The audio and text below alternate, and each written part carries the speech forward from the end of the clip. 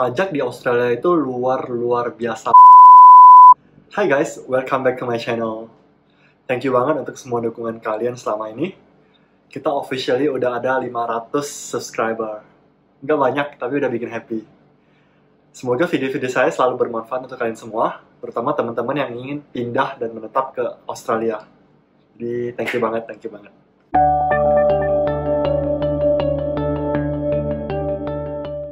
Oke guys, di video kali ini saya ingin membahas tentang financial reality di Australia. Nah, banyak teman-teman yang bilang kerja di Australia itu enak, duitnya banyak, jadi orang kaya dan lain-lain. Apa bener sih? Di video kali ini kita akan membahas tentang pendapatan, pengeluaran, dan biaya hidup di Australia.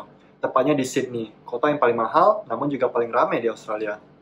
Nah, kita juga akan sedikit membahas tentang tax system atau sistem pajak di Australia. Jadi setelah menonton video ini, kalian akan benar-benar mengerti apa benar sih kerja di Australia itu seenak yang dibayangkan, apakah cepat kaya, dan lain-lain. Let's go. Oke, pertama-tama, ayo kita mulai dari pembahasan tentang pendapatan atau gaji di Australia, biar lebih happy. Nah, di Australia ini ada dua jenis employment type ya. Yang pertama itu adalah tipe part-time or full-time. Satu lagi tipe casual.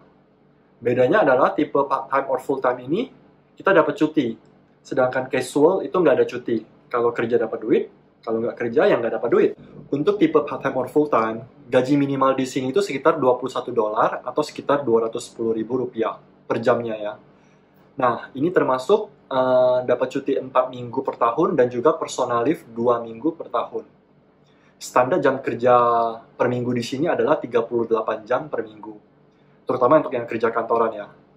Nah, jika kalian bekerja part-time, misalnya 20 jam per minggu, maka cuti kalian dalam setahun berarti adalah 4 kali 20 jam, berarti sekitar 80 jam cuti per tahun. Nah, definisi dari personal leave itu sendiri, itu mirip seperti cuti sakit di Indo.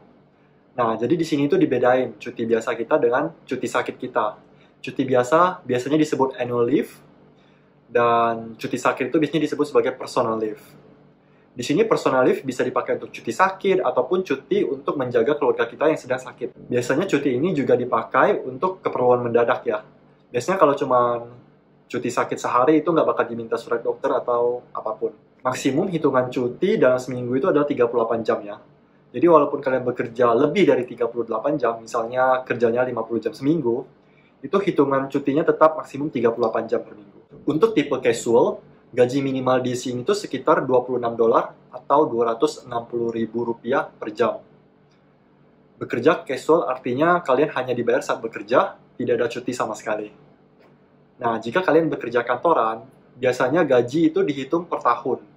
Jadi di sini kalau nego gaji itu biasanya, saya mau 100.000 per tahun. Di sini juga orang pada ngomong gaji itu sebelum pajak ya. Standar cuti berdasarkan ketentuan pemerintah adalah 20 hari per tahun annual leave, dan juga 10 hari per tahun personal leave. Namun, banyak juga perusahaan memberikan ekstra cuti sebagai bentuk employee benefit ya. Ada perusahaan yang ngasih birthday leave, study leave, volunteer leave, dan lain-lain. Seperti contohnya di perusahaan saya, kita dikasih birthday leave 1 hari per tahun, kita dikasih study leave 5 hari per tahun, voluntary leave dikasih 2 hari per tahun. Rata-rata gaji jika kalian bekerja casual di hospitality ataupun warehouse itu biasanya sekitar $27 sampai $35 per jam ya, atau sekitar $270.000 sampai $350.000 per jam. Ini belum termasuk jika kalian bekerja weekend ataupun bekerja di luar jam kerja ya, misalnya night shift. Itu gajinya bisa lebih tinggi lagi. Nah, dan juga banyak teman-teman yang skillnya juga improve. Jadi misalnya yang tadinya kerja sebagai waiter di sebuah restoran, mungkin meningkat jadi chef, ataupun yang tadinya packing di warehouse, terus jadi supervisor ataupun jadi forklift driver. Nah, itu gajinya juga bisa lebih tinggi lagi. Oke, let's say gaji kalian $30 per jam, dan kalian bekerja 38 jam per minggu. Berarti seminggu kalian akan mendapatkan sekitar $1.140 atau sekitar 11,5 juta rupiah per minggunya. And let's say misalnya kalian bekerja full setahun 52 minggu.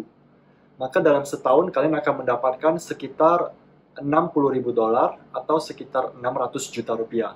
Lumayan kan? Nah, tapi ini adalah pendapatan sebelum pajak.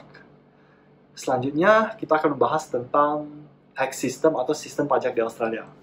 Pajak di Australia itu luar biasa mahalnya ya. Termasuk salah satu yang paling tinggi di dunia. Dan kadang orang bisa shock pada saat mengetahui, bayar pajaknya sampai segini. Nah, kita akan bahas sedikit ya.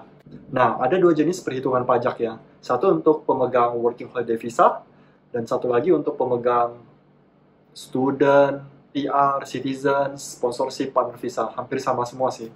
Jadi, untuk pemegang working holiday visa itu perhitungan pajaknya dibedain. Nah, jika kalian adalah pemegang working holiday visa, maka perhitungan pajak kalian adalah sebagai berikut.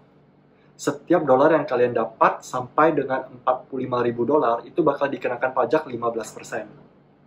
Setiap dolar yang kalian dapat dari $45.001 sampai $120.000 itu bakal dikenakan pajak 32,5%. $120.001 sampai $180.000 itu bakal dikenakan 37%. Dan setiap dolar yang kalian dapat di atas $180.000 itu bakal dikenakan 45%. Jadi bukan berarti kalau gaji kalian $60.000 kalian bakal dikenain full 32,5% kali $60.000, bukan seperti itu ya.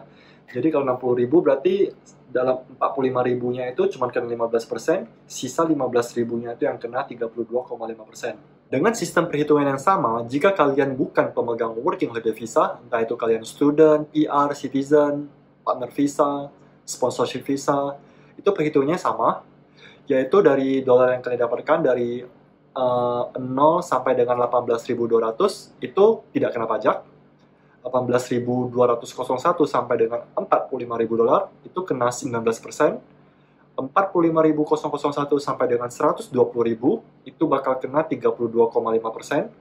120.001 sampai dengan 180.000 itu bakal kena 37%. Dan pendapatan kalian di atas 180.000 itu bakal kena 45%. Luar biasa kan? Nah, berdasarkan sistem perhitungan di atas, jika kalian adalah pemegang working holiday visa dan pendapatan kalian itu sekitar 60.000 ataupun 600 juta per tahun, maka setelah pajak yang kalian dapatkan itu sekitar $48.475 atau sekitar 480 juta per tahun, atau sekitar 40 juta per bulan, atau sekitar 9 jutaan per minggu. Jika kalian bukan pemegang working holiday visa dan pendapatan kalian itu sekitar 60.000 atau 600 juta per tahun, maka setelah pajak kalian akan mendapatkan pendapatan sekitar 50.000 atau sekitar 500 juta per tahun, atau sekitar 41 juta per bulan, atau sekitar 9,5 juta per minggu.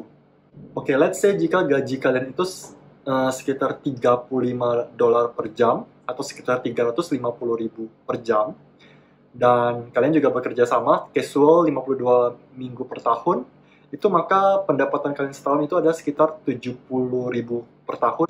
Nah, jika kalian pemegang working holiday visa, itu setelah pajak pendapatan kalian adalah sekitar 55.000 atau sekitar 550 juta rupiah per tahun, atau sekitar $4.500 atau 45 juta rupiah per bulan, atau sekitar 1.060 atau sekitar 10 jutaan per minggu. Dengan gaji yang sama, jika kalian bukan pemegang working holiday visa, setelah pajak berarti pendapatan kalian itu adalah $56.700 per tahun, atau sekitar 4.700-an per bulan, atau sekitar 47 juta per bulan, atau sekitar $1.091 per minggu, atau sekitar hampir 11 juta per minggu. Nah, ada juga teman-teman yang bekerja lebih dari 38 jam per minggu. Bahkan ada yang sampai 70 jam or hampir 100 jam per minggunya. Tentu saja gaji mereka bisa lebih tinggi lagi ya. Namun tidak semua orang mampu Rata-rata gaji yang saya dengar dari teman-teman Indo saya yang bekerja casual itu adalah sekitar 1.000 atau 1.500 per minggu after tax atau setelah pajak ya. Jadi kebanyakan bekerja sekitar 38 sampai 50 jam per minggu. Nah, itulah perhitungan pendapatan di Australia setelah pajak ya. Gimana nih? Menurut teman-teman, apakah masih menarik? Apakah masih pengen datang ke Australia dan bekerja di Australia? Nah, di video selanjutnya saya akan membahas tentang pengeluaran di Australia. Di kategori ini saya akan membahas lebih ke Sydney ya, karena saya sendiri sedang tinggal di Sydney. Terima kasih udah menonton video saya, terutama teman-teman yang menonton video ini sampai dengan menit ini ya. Please subscribe and like the video. Itu sangat membantu untuk channel kecil seperti saya. Komen jika kalian ada pertanyaan atau feedback dan input buat saya. Terima kasih and see you guys in the next video.